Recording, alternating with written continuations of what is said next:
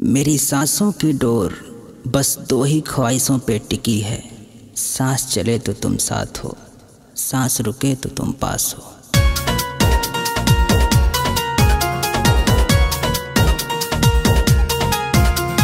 Music by R K. Chandan studio.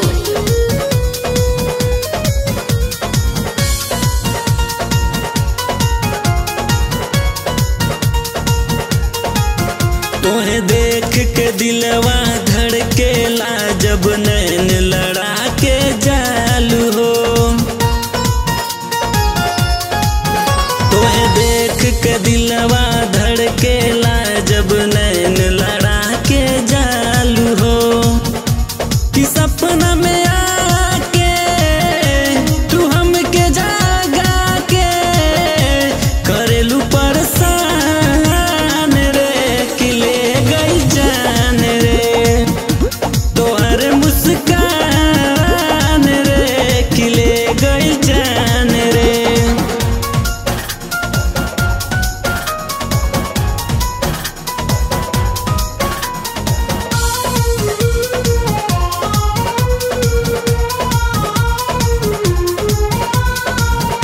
Music by R K. Chandan studio.